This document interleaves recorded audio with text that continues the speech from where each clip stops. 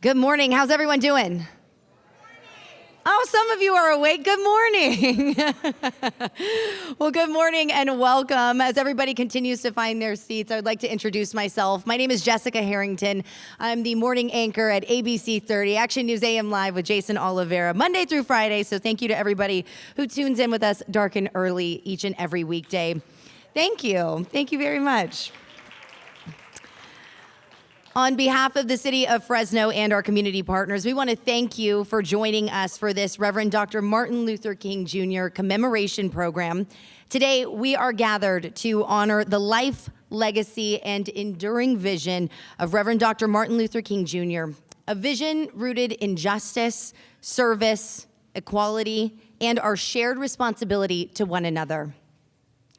This program is not only a remembrance, but a call to action, inviting each of us to live the values Dr. King championed every single day. We are honored to be joined by elected leaders, faith leaders, educators, students, community advocates who continue carrying Dr. King's work forward here in Fresno and beyond. At this time, I would like to ask you to please rise as you are able so that we can do our flag salute led by the Honorable Kimberly Tapscott-Munson, Fresno County Office of Education Board Trustee.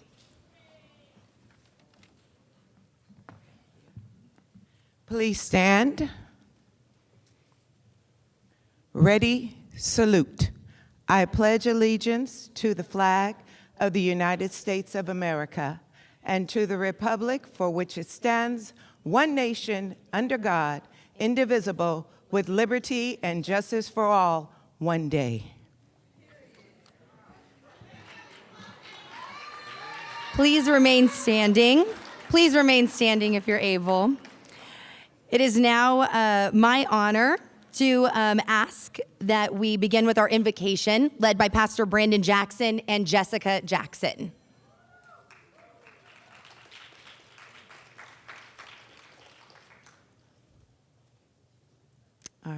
We may still be waiting on them. Oh,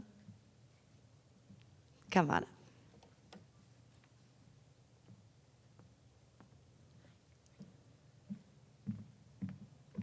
Eternal God, our Father, we thank you for this day. We thank you for the strength that you have given us to fight justice. For we declare that the weapons of our warfare are not carnal, but are mighty to the pulling down of stronghold. So God, give us strength to pull down the stronghold of oppression, depression, and hate. God, help us to love our enemies, even in the face of hatred. In the almighty name we pray, amen. Please remain standing. We're almost done here. I want to make sure that we also remain standing as I introduce Central High School singers for our national anthem.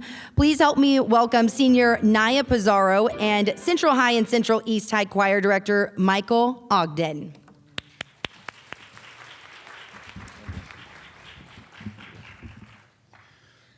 Oh, say, can you see by the dawn's early light what so proudly we hailed at the twilight's last gleaming, whose broad stripes and bright stars through the perilous fight o'er the ramparts we watched were so gallantly streaming, and the rocket's red glare, the bombs bursting in air, gave proof through the night that our flag was still there.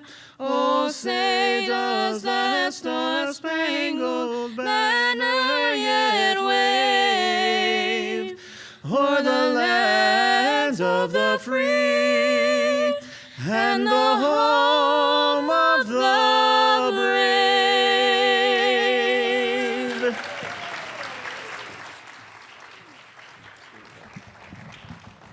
Thank you both, and it is my honor to introduce a song that holds deep historical and spiritual significance in the Black community and throughout our nation. Often referred to as the Negro National Hymn, Lift Every Voice and Sing reminds us of faith through struggle, hope through hardship, and perseverance toward freedom.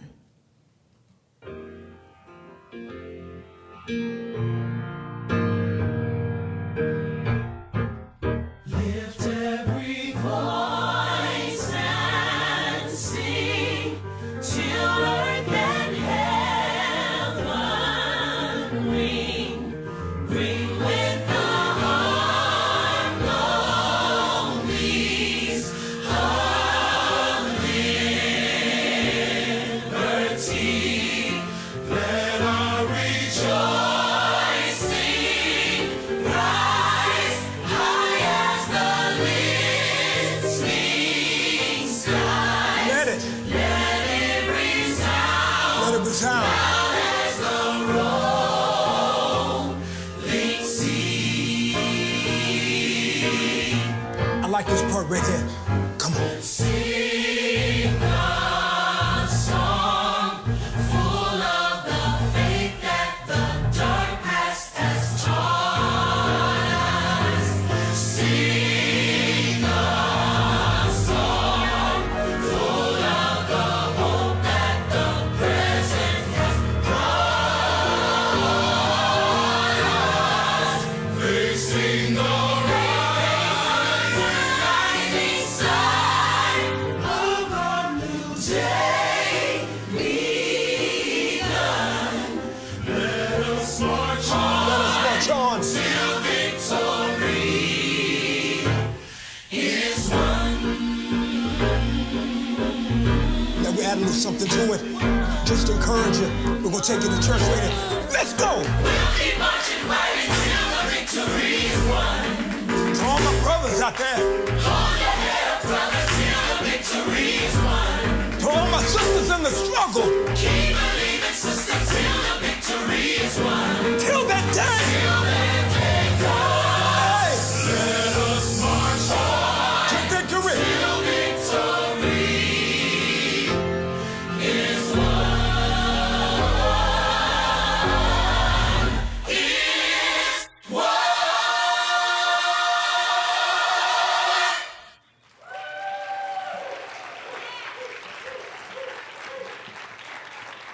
Thank you, everyone. You may be seated. At this time, of course, we want to thank some of our local leadership as well. Big thank you to Fresno City Council Vice President Miguel Arias and Congressman Jim Costa for their support and leadership and continued commitment to our community. We would also like to acknowledge our elected officials and special guests in attendance today. And for that, I would like to include and welcome up Community Leader Eric Payne.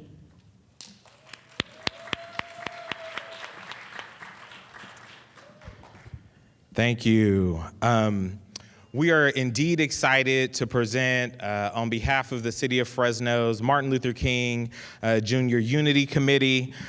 We have a number of dignitaries that are here in the House this evening that include representatives, if you'll just please stand, representatives from Assemblymember Joaquin Arambula's office,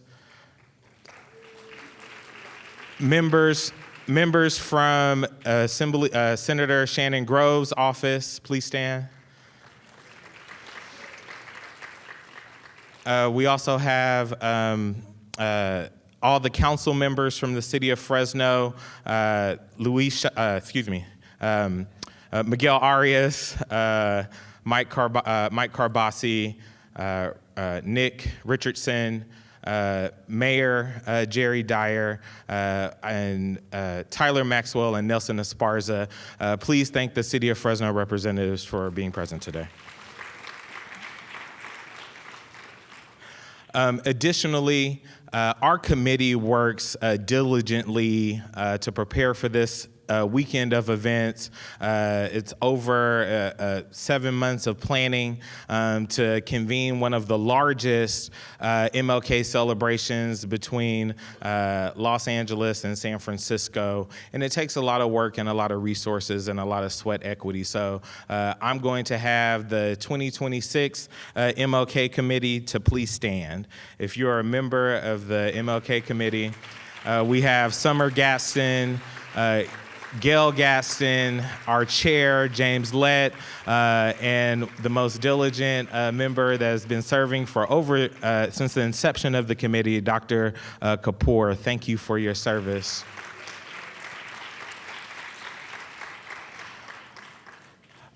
We also have community partners that help make our Q&A possible today. I'd like to thank the representatives from Community West Bank, BMO Bank, and Columbia Bank. If you're here, please stand. Thank you. And so I will pause here, and I will give the mic back to our incredible host, Jessica Herring from ABC 30, Emmy nominated and award winning for all of her great work. I think sometimes we don't recognize the unsung heroes in this endeavor to create an incredible program. But also, I'd like to recognize Dr. Denise Wisenhunt and Dr. Armstrong, the presidents of Fresno City College and Clovis Community College. If you would stand.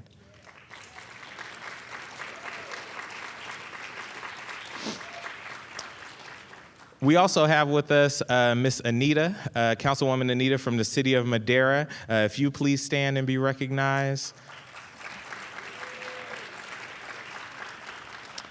All right, thank you.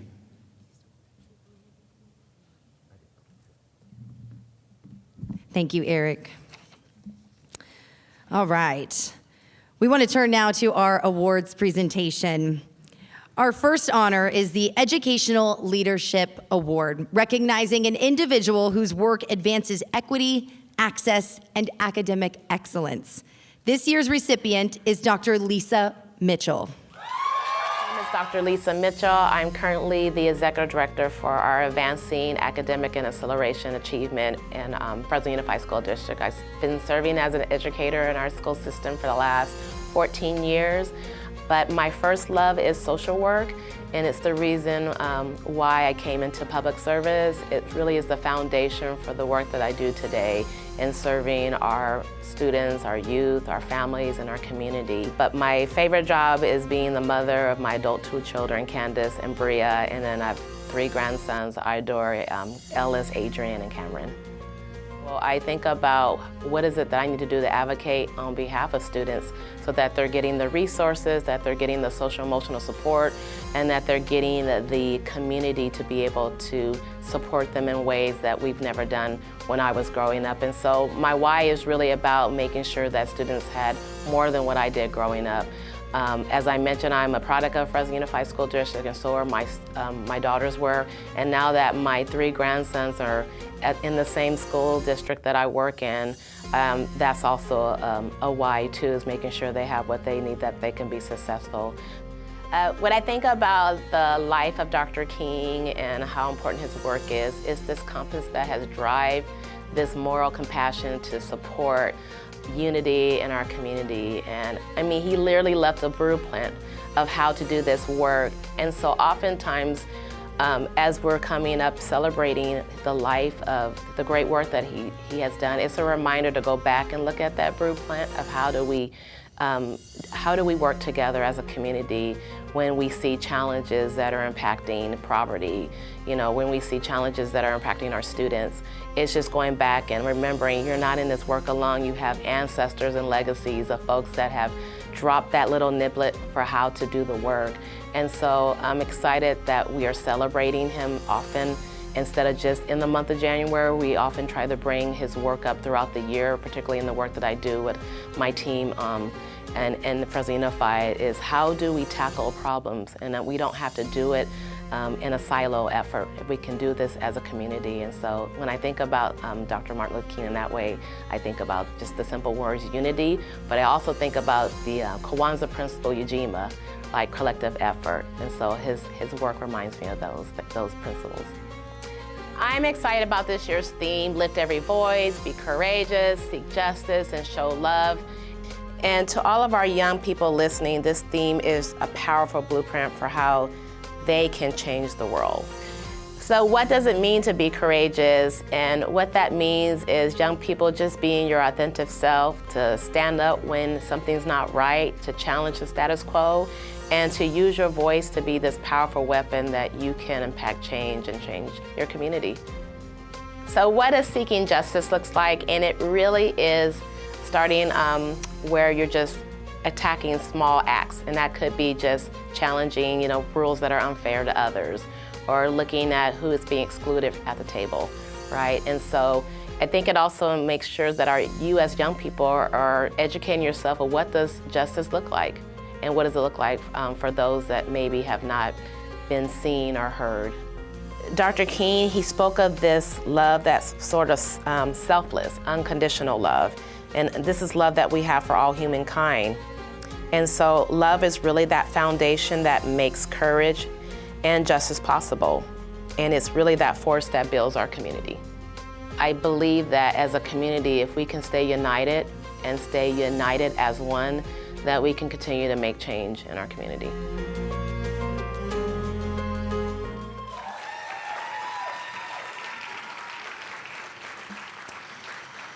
Now, Dr. Mitchell is the Executive Director of Advancing Academic Acceleration and Achievement within Fresno Unified School District, a first-generation college graduate, and a lifelong champion for marginalized students.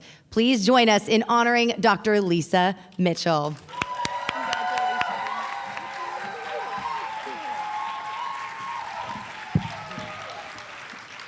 On behalf of City of Fresno, we want to thank you for your tireless commitment to our students within our community. That's for you. And then you also have some certificates of appreciation from Senator Shannon Grove, Dr. Joaquina Rambula, Anna Caballero, Jim Costa, and then also from U.S. Senator Adam Schiff. So not only are you appreciated within the city, you are appreciated all over the state. Thank you.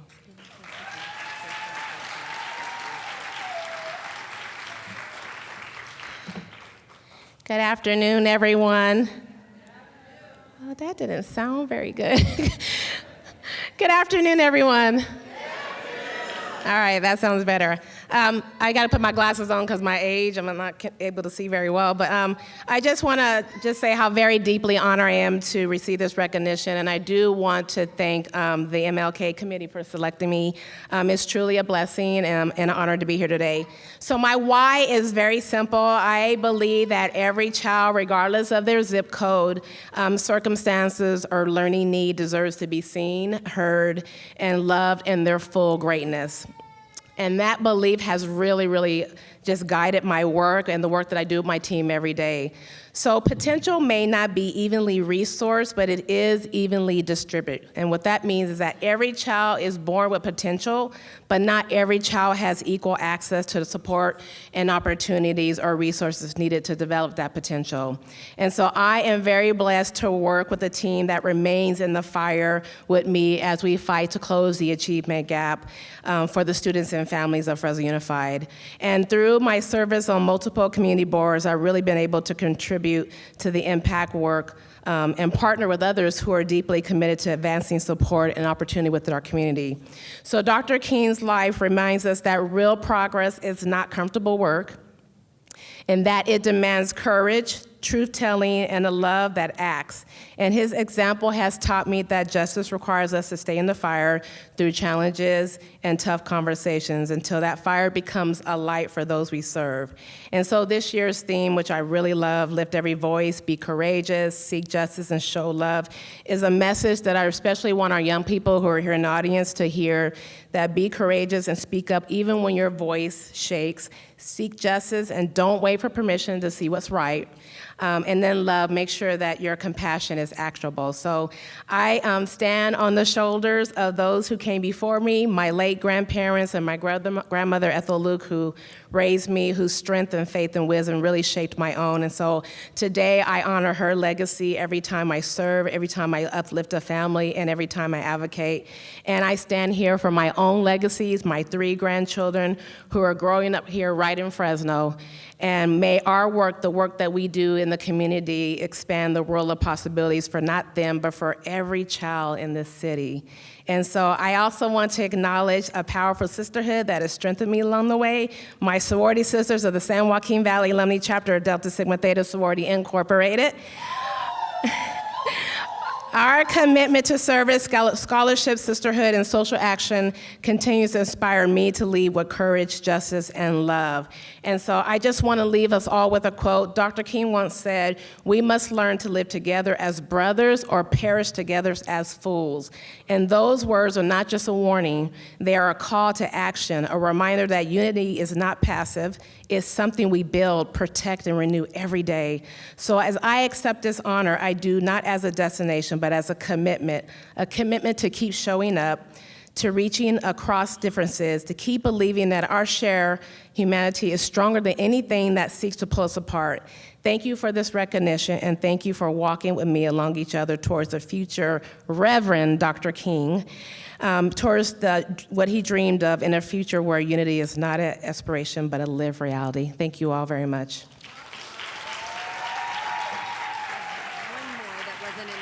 That's also for you. That's from the city of Fresno. It was just back there. Congratulations.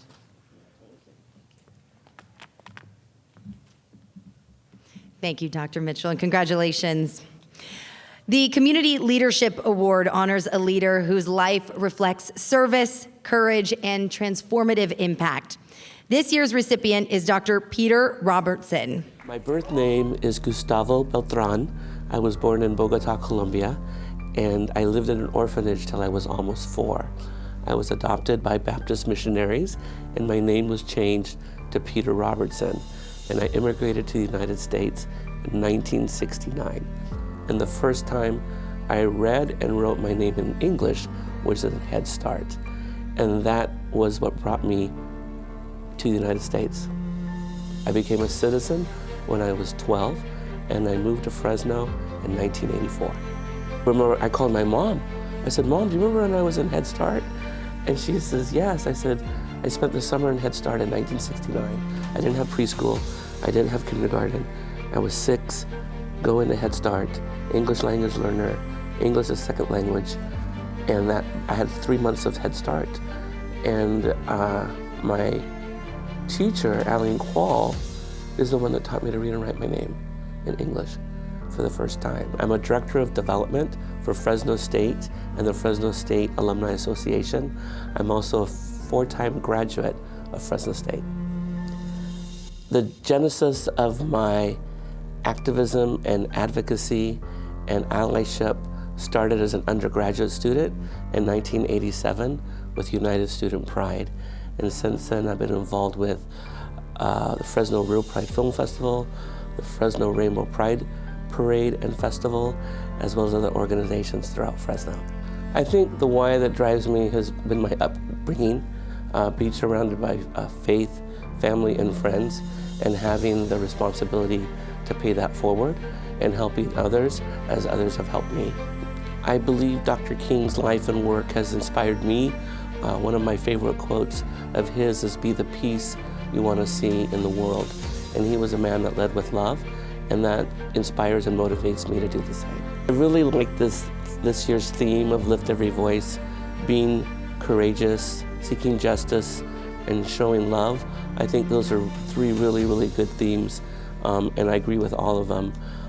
For being courageous, sometimes we do the work that we do, and we're here for everyone, but sometimes, unfortunately, people aren't there for us. So it's okay to take a break, but courage is hard, and it's hard to sustain that, and that's okay. Surround yourself with a circle of people that will love you and support you. When seeking justice, don't just think about your own community, but think of other communities too, because together we are strong, but alone we are weak. And with love, I read a book in 2019, Bowman and Deal, about reframing organizations. And one of my favorite quotes in that book is, "A service leader leads with love." And that's the magic. Loving thy neighbor as thyself, as St. Matthew said, and just treating others as you want to be treated. And if you follow that as your guiding light, you'll succeed. You have to be patient. It doesn't happen overnight, but over time you'll be ahead of where you were when you started. My passion project has been a scholarship at Fresno State called the Bulldog Pride Fund.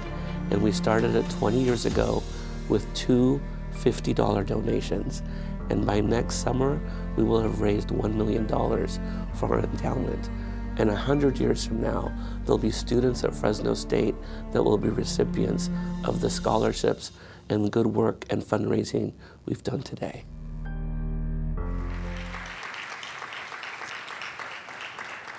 From his remarkable life journey to his tireless advocacy and leadership, Dr. Robertson embodies Dr. King's call to justice, belonging, and service. Please help me congratulate Dr. Peter Robertson.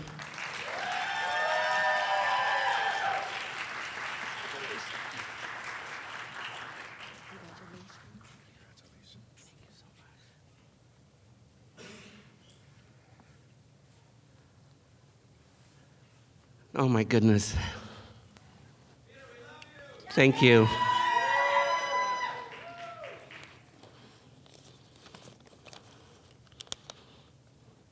I want to start out with Psalm 27:1. The Lord is my light and my salvation. Whom shall I fear? Good morning, everyone. Thank you for being here today as we remember Reverend Dr. Martin Luther King. Congratulations, Dr. Lisa Mitchell, as well as the Black Women Organized for Political Action, and thank you also to the Martin Luther King Committee for this award. When Gail Gaston called me about this recognition, I was very humbled and overwhelmed by the honor. I needed to think about it for nearly a week before accepting. Why? Because it's related to the magnitude and the legacy of Reverend Dr. Martin Luther King. He was a difference maker. What is a difference maker? A difference maker is a dedicated person who can make a big impact even with just a small action or a few words. Someone who improves the lives of others, one who rallies or encourages others to propel themselves forward and bring about change. So I thought about some of the difference makers in my life, the people who inspire and motivate me, the difference makers that are part of the solution, the difference makers that lead by example. Who are the difference makers that have been dedicated to serving our community? And I thought of 3 people. One is a difference maker from the past, one is a difference maker for the present, and one is a difference maker for the future. Number 1, when I remember a difference maker from the past, I think of this person who is still referred to as the gay mayor of Fresno. He helped establish the Fresno Pride Parade and sustained it for nearly 3 decades. And sustained it for 3 decades, thank you. He passed away in 2022. My difference maker from the past is Jeff Robinson. 2, my difference maker for the present has written a beautiful quote that I would like to share with you. When we speak, we shape the world.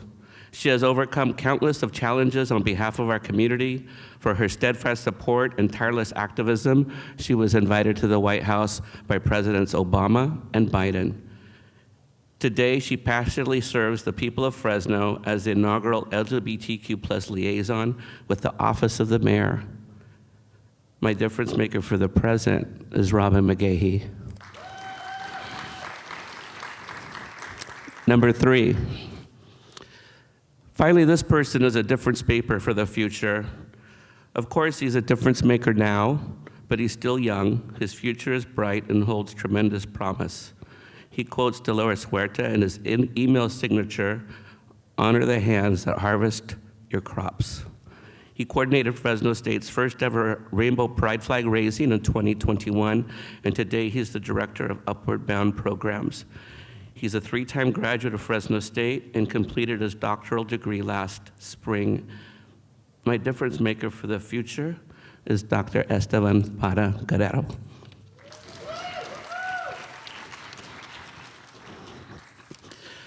In closing, there's 2 final thoughts I want to leave with you. 1, I recently read Letter from Birmingham Birmingham City Jail, written by Martin Luther King on April 16, 1963. I found this passage poignant and fitting, especially for all of us here today. Let us hope that the dark clouds of racial prejudice will soon pass away and the deep fog of misunderstanding will be lifted from our fear-drenched communities. And in some not too distant future, the radiant stars of love and siblinghood will shine over our great nation with all their scintillating beauty. 2, in the power and spirit of Reverend Dr. Martin Luther King Jr., please be a difference maker for others. When you notice an unfulfilled need, remember you can make a difference. No matter how big or small the situation is, all of us can uplift each other. Together, we can accomplish more, and we will create a better future for all of us. Yes, all of us can be difference makers. Thank you so much. Thank you. I'm over here crying my eyes out. I love it. You deserve it. Thank you. Thank you so much.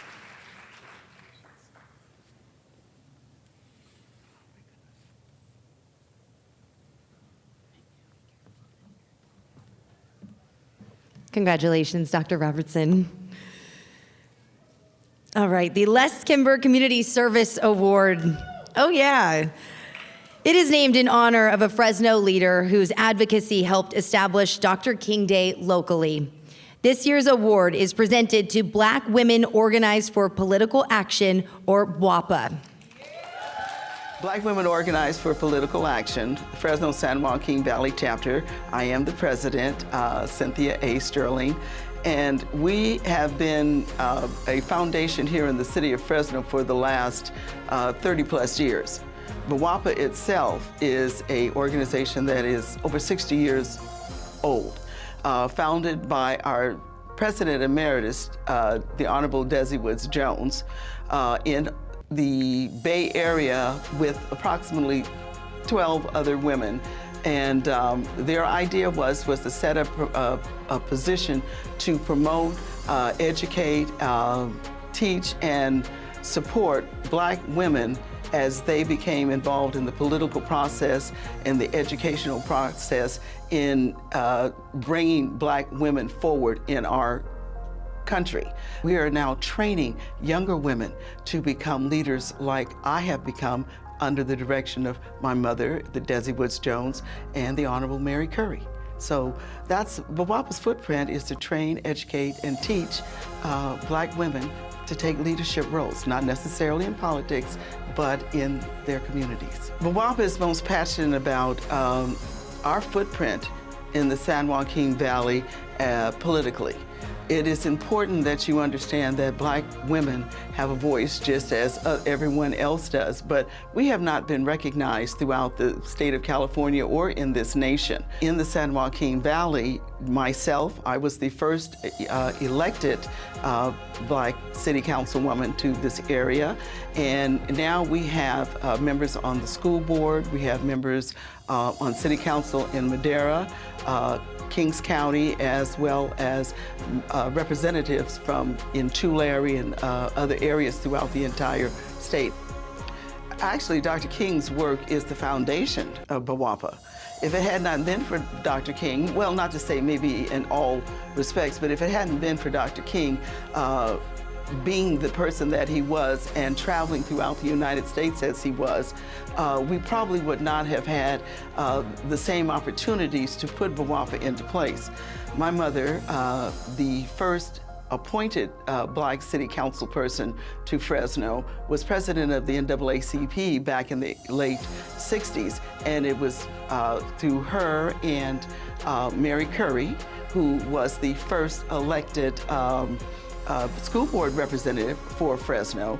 They took a delegation with ministers and business people in this community to Montgomery, Alabama, and they marched with him during the civil rights era.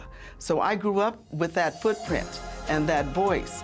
It was the Honorable Desi Woods Jones, our former state president and also a resident of this valley.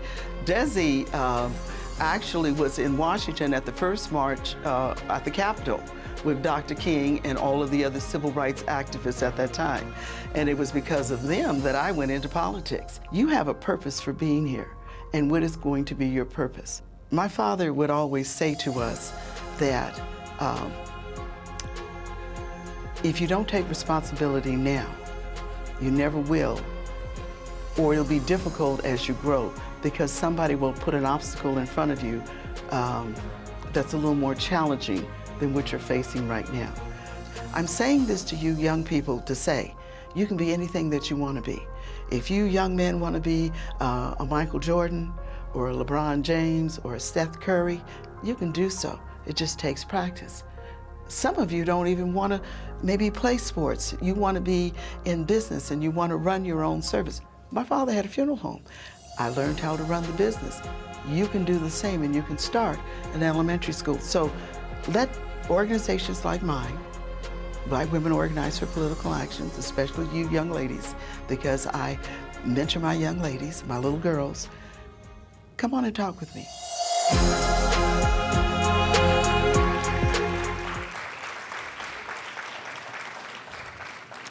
Founded in 1968, WAPA is the oldest Black women's political organization in California, building power, leadership, and representation across generations.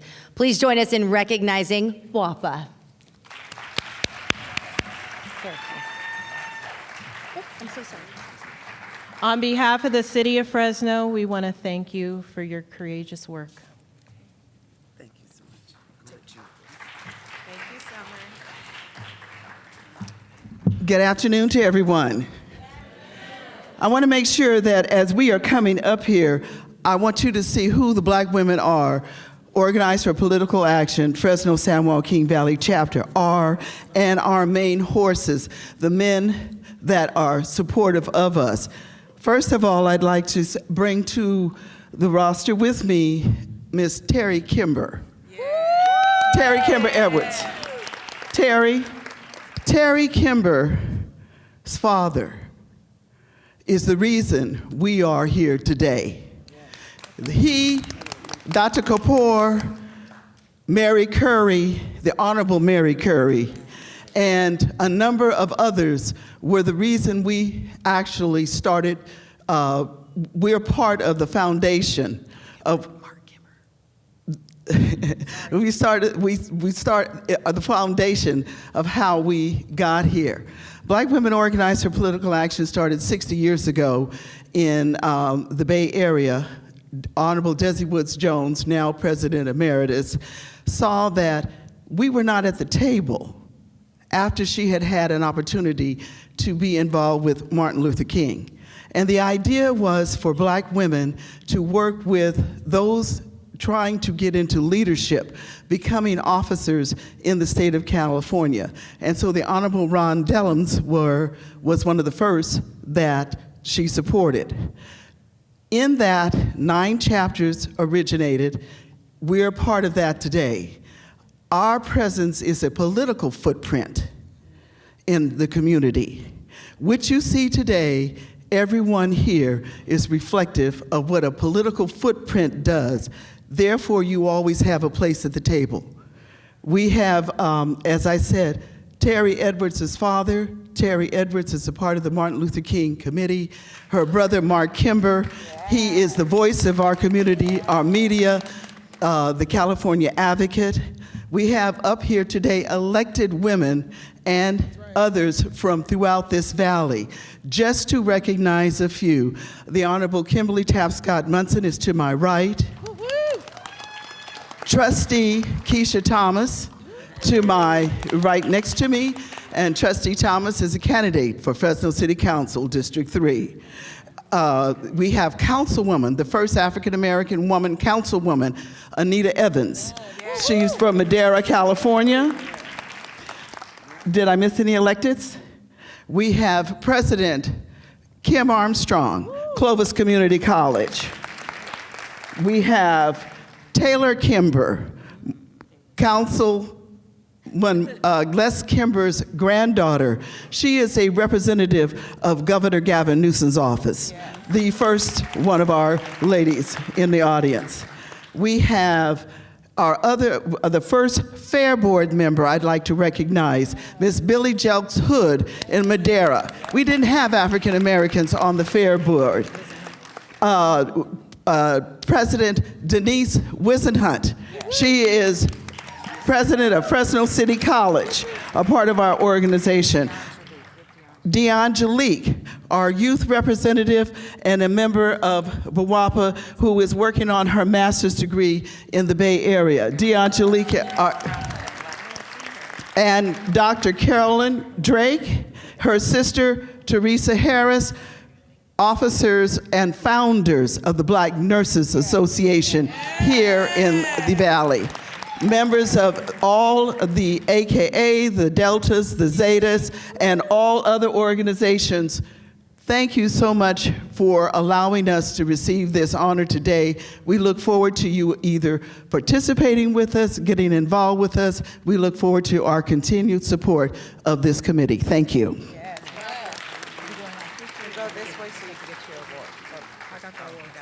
Got the awards? Marty wants a picture.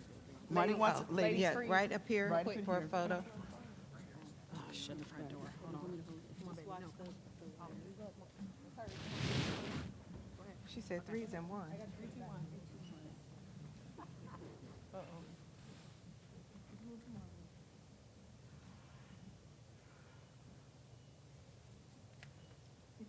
Okay, come on, Marty. That's enough. All right. You get the awards out your head. Thank you again to all of our awardees on behalf of the City of Fresno. Thank you, Dr. Lisa Mitchell, for your courageous work with our students. Thank you for your courageous work, Dr. Peter Robinson. I'm excited that my daughter is going to be on your campus next year, so I appreciate the work that you've done, the tireless work that you've done, and then also thank you to BWAPA. Without them, I wouldn't be the leader that I am here standing today, so thank you again.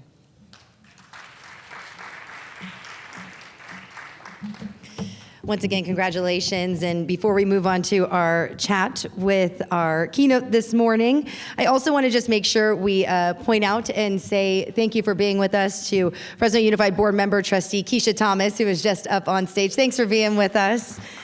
And also Fresno County Superintendent of Schools, Dr. Michelle Cantwell-Kofer, if you can please stand for just a moment and say hello. Thank you for being with us as well. All right, of course, at the heart of Dr. King's dream are our young people. So I once again want to welcome up Central High Singers for a brief song before we get to our main conversation.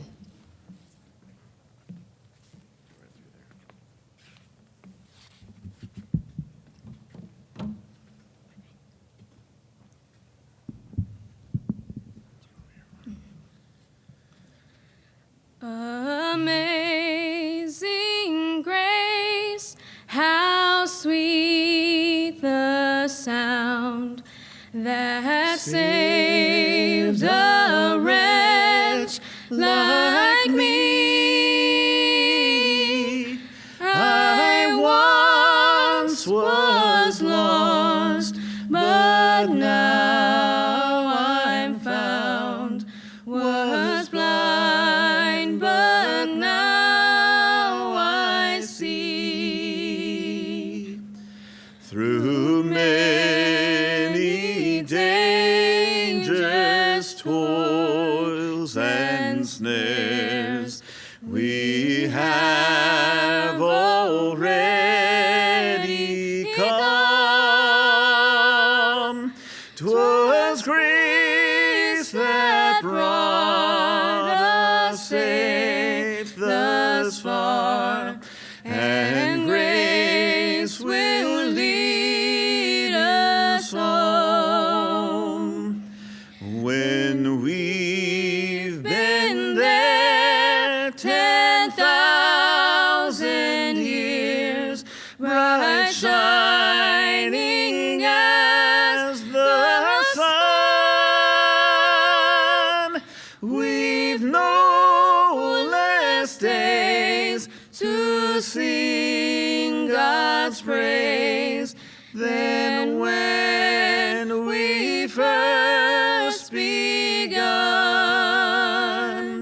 We've no less days to sing God's praise than when we first begun.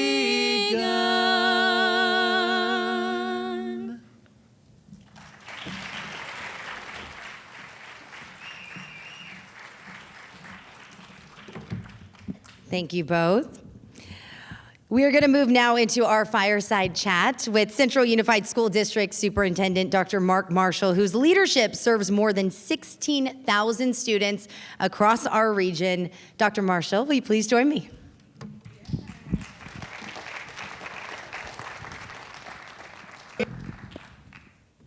Now is the time to make justice a reality for all of God's children. It would be fatal for the nation to overlook the urgency of the moment. This sweltering summer of the Negro's legitimate discontent will not pass until that is an invigorating autumn of freedom and equality. 1963 is not an end, but a beginning.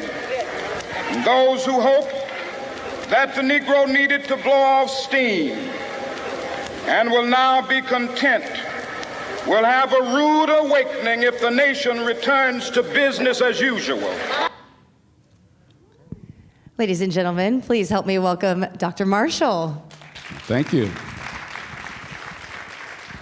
Well, we are so appreciative of your time. Before we dive in and talk a little bit about Dr. King and your thoughts, I would like to give everyone the opportunity to get to know you just briefly. I know that you grew up in Louisiana. Can you begin by telling us a little bit about your upbringing and how you got into education? Well, as she said, I am a product of the Deep South, home of Louisiana. If you don't know where it is, if you watch the show Swamp People, that's where I'm from. I've been in the public education for, this is like my 39th year in the business. And I knew from a little kid that I wanted to be in education as far as a teacher. And sure enough, once I got to college, majored in education, teacher, special education supervisor, assistant principal, middle school principal, high school principal, director of special ed, superintendent, and such. So it's been a journey. Glad to be here, though, in Central. Absolutely.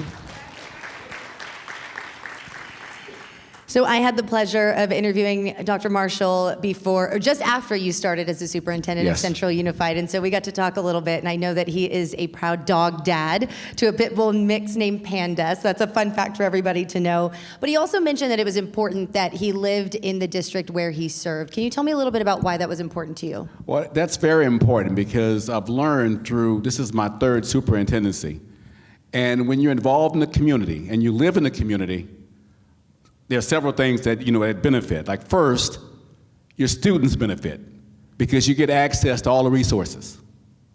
Anything that the city is doing, your students can get access to it by you being at the table. Next, when things happen, like if there's like an emergency or something like that, a superintendency is not a job that you just can commute. You're on the freeway trying to get home.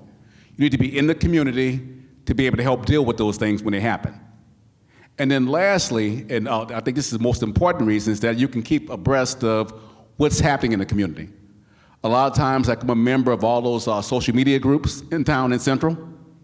So I can see firsthand, I'm a member of those groups. So when they start with the chattering about things happening in the school district, I'm able to contribute. If it's a situation where, like they want to know if something's true or not, you can kind of comment, no, that's not true. You're right. No, you're engaged, and the community feels that you're invested. That's the main thing, and I think that's why it's important that the superintendent be invested and live in the community. In fact, I close on a home this coming Friday. I close on a house here. So, Congratulations. thank you. So as Dr. Marshall mentioned, this is the third time he's held the title of superintendent, and all three times he has been the first Black superintendent of that district. So I would like to ask you how you've approached the positions and what it means to hold that title. Well, that is a fact. It's been like this is the third superintendency. I was the first African American in all three of the districts. In fact, 2 out of my 3 principalships, I was the first African American to hold a position. And the way I approach it is that I do the best job possible. Because to me, while it's important, it's good to be the first, you don't want to be the last one. And that's very important. And so, you want to be able to do a job to where people can say, hey, we as African Americans, we can do a great job as well. And I think when that happens, that opens the door for others. You said that you knew from a very young age that you wanted to get into education. Dr. King often spoke about purpose and service. So I'm curious for you, what sparked the initial desire to serve others? Well, basically, it's about helping others. You serve others before you serve yourself. And it works out well. In terms of us coming up, when you be going to school with other students, and you saw others may have struggled in certain areas, don't make fun, help. And I think that kind of started the whole train moving forward as far as what happened next in my career. And that is it, right? You continue to serve others and help others, and that is so important because it starts a chain, a domino effect, if you will. And others have helped me. Mm-hmm. When you walk into a school today, what gives you the most hope about the next generation? Well, being a superintendent, being in Central for almost 7 months, one thing that's I see in a new generation is that you see students taking advantage of what's available now. You see that now more. And it's good to see because, you see that the state and the federal government in recent years, not just in the last year or so, but before that, there was this big investment in public education. I think coming out of COVID and all that. And you can see that the students are taking advantage of what's available. So that's real inspiring to see. That they're active, that they're invested. Right, you can see that the investment is paying off. Amazing. We know leadership can be challenging. I'm sure many people in the room can relate to that. So what is one lesson that you've learned that you wish you would have known earlier in your journey? I think it goes back to the question about living in the community. In my first principalship, when I was a high school principal in a little small school right outside of Birmingham, Alabama, a little suburb of Birmingham. And it was a school on the verge of state takeover. And in 1 year, we went from academic alert 2 to academic clear. We got like an award from the state and a lot of accolades. But I didn't stay there that long because for whatever reason, I left after this. I was recruited back to Atlanta after my second year there. I was there like 2 years. But I look at that experience and I think if I had known what I know now about the role, we could have done more like long-lasting change. That was just a short fix as far as getting the award and such. I mean, I didn't, changing like the revolving door principles for the site. I regret that. That could have been something that had I stayed a little longer, we could have made more impact. So that's the change as far as like not knowing that the community, if you bring the community in and be part of the community, you could have got more long-lasting change. But now you know better, so you're doing better. Yes. Love that. If Dr. King were standing with us today, what do you think he would challenge all of us in the room to do next? If he were here today, I think one thing he would tell us to go back to some of the tools that were used during the Civil Rights Movement. And I mean, you see some of those things actually happening. You look at what's going on, like you look at the attacks on a lot of the diversity progress we made. You look at the attacks that are happening. But if you look at in terms of a lot of the mechanisms that have been put in place to combat that, look at Target, what's happening. That's akin to what happened back years ago. So I think he would encourage us, like the mayor said this morning, as far as, you can speak out and protest like you did in the 60s. That was if you look at some of the stuff that happened back then, this is like, things come full circle. So we can get through this. So I think that he would basically say to us, go back and look at the past, because a lot of the answers to move forward are right there.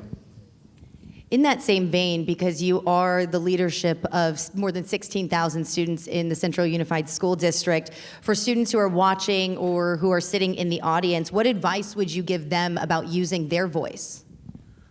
The best advice I would give is to, A, use your voice, and most importantly, don't be afraid to ask questions.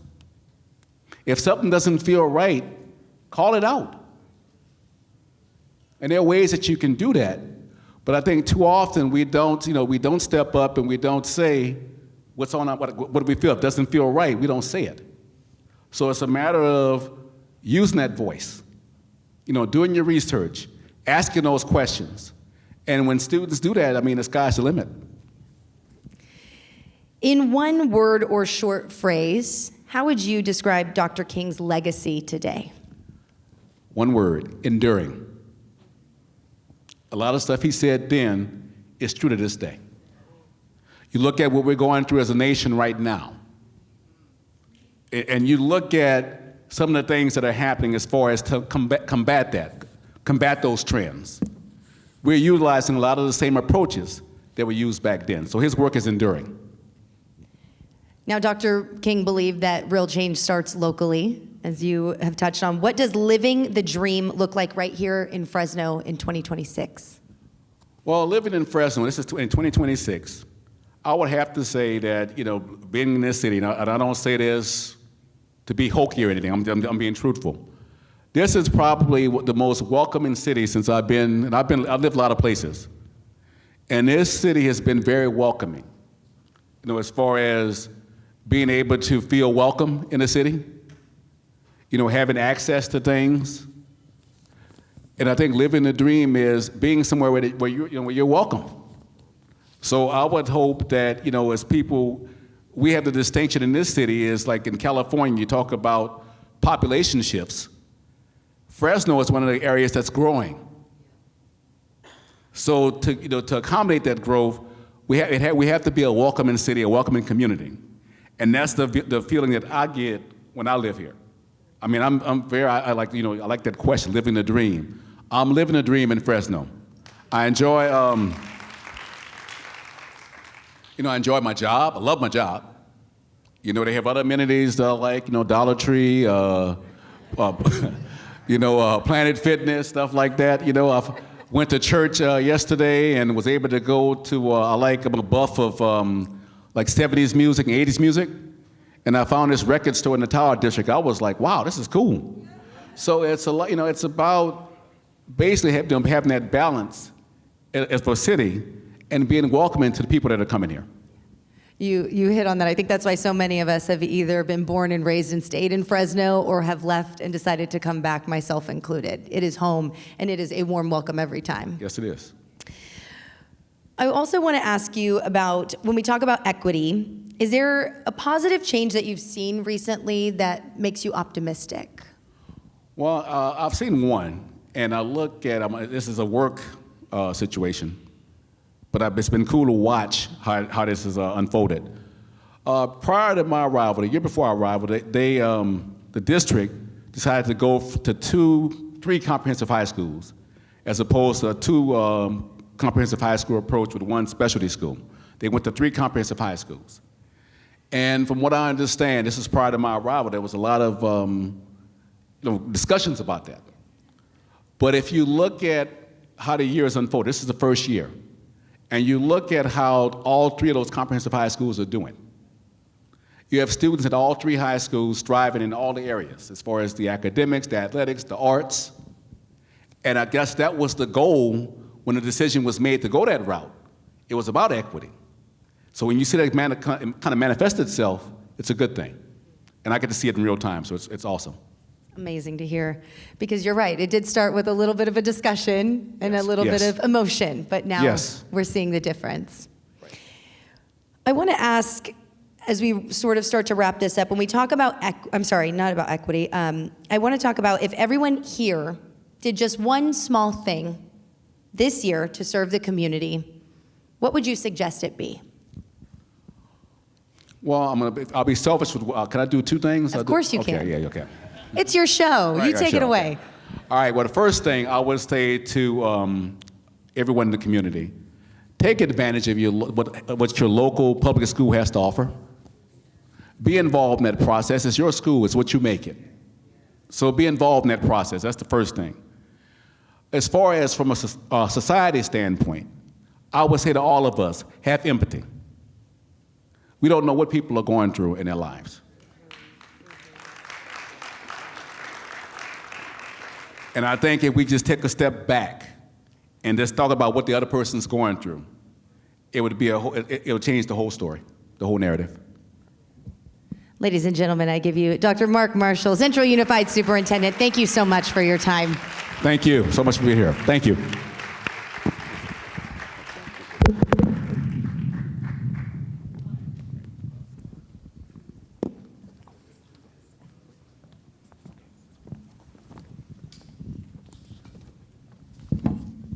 Well, as we prepare to close today's commemoration, I want to leave you with one of my favorite quotes from Dr. King himself that I feel it has been very important to keep in mind for myself, that hate is too great a burden to bear. I have decided to love. Now, the program does not end here. It continues through our actions, our service, and our commitment to one another. So I would also like to welcome Evangelist Letitia Harris of Harvest Connection Church for our closing prayer.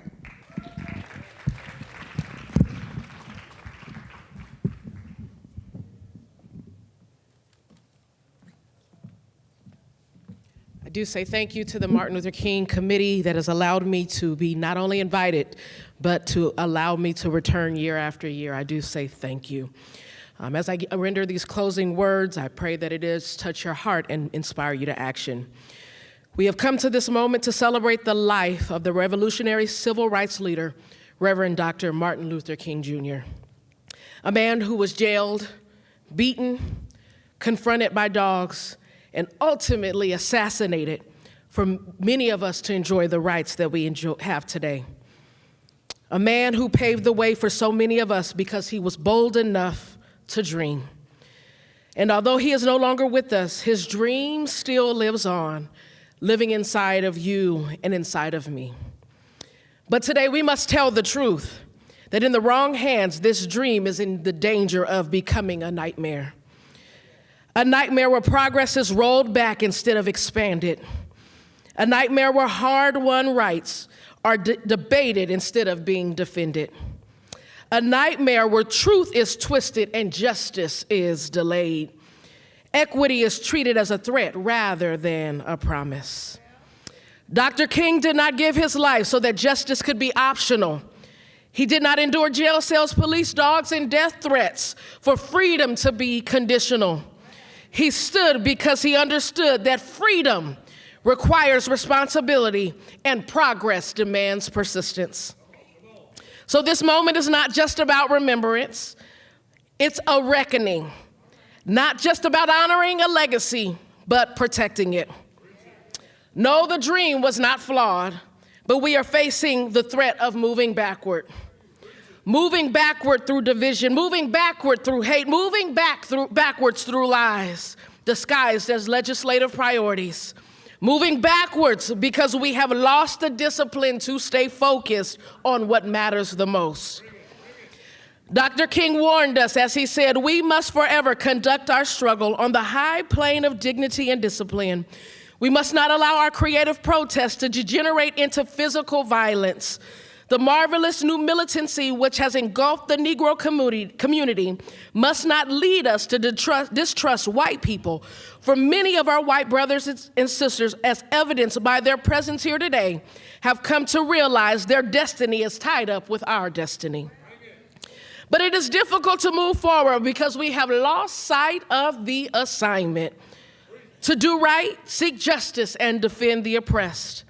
We have become so distracted by politicians who quote, "In God we trust," but yet with those same lips pass legislation to oppress God's very children. The scripture tells us, can both fresh water and salt water come from the same spring? How can blessings be poured out on wealthy communities, yet curses be placed upon the poor? How can tax breaks be granted to the powerful while the vulnerable are denied access to health care, denied dignified work, and denied even a place to lay their very heads?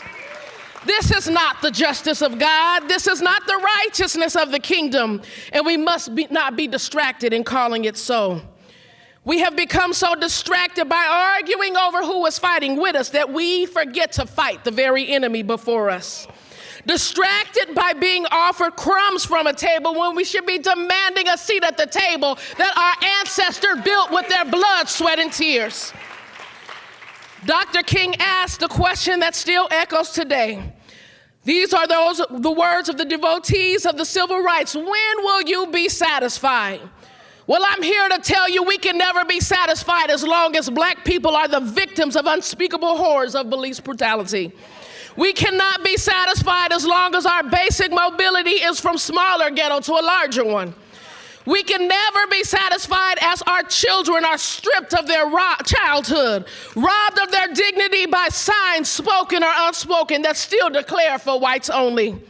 We cannot be satisfied as long as the Negro in Mississippi cannot vote and the Negro in New York believes there is nothing worth voting for. No, we are not satisfied, and we will not be satisfied until justice rolls down like waters and righteousness like a mighty stream.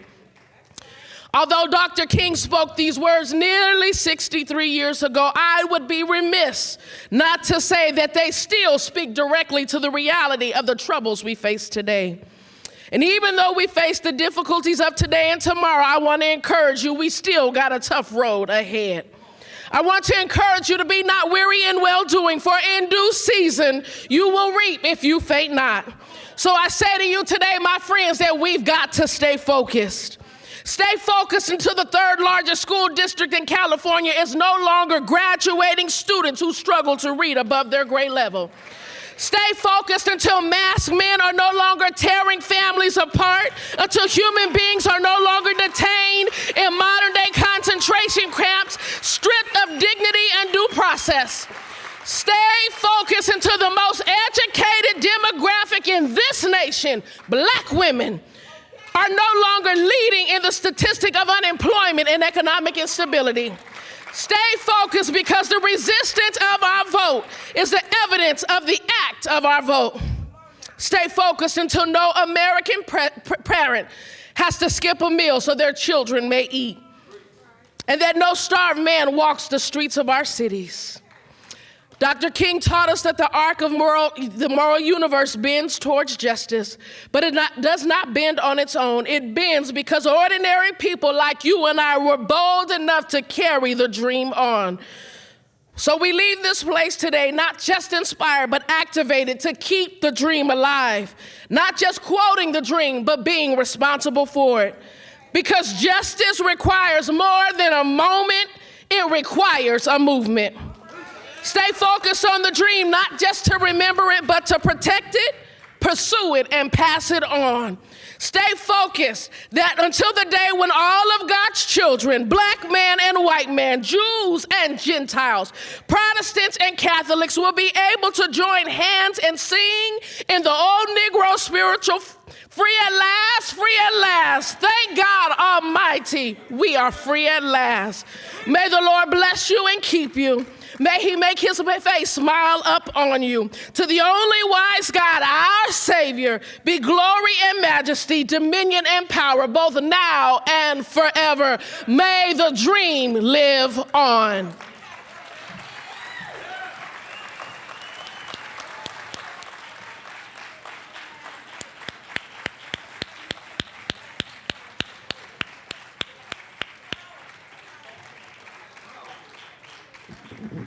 Ms. Harris, thank you for that. There's not much more I can say following that. So I just want to thank you all very much for joining us for Reverend Dr. Martin Luther King Jr.'s commemoration program. May we leave here committed to unity, justice, and love today and always. Thank you. Brothers and sisters, I want to welcome you back to life, back to the one that they can make your next chapter your best chapter. Hallelujah. How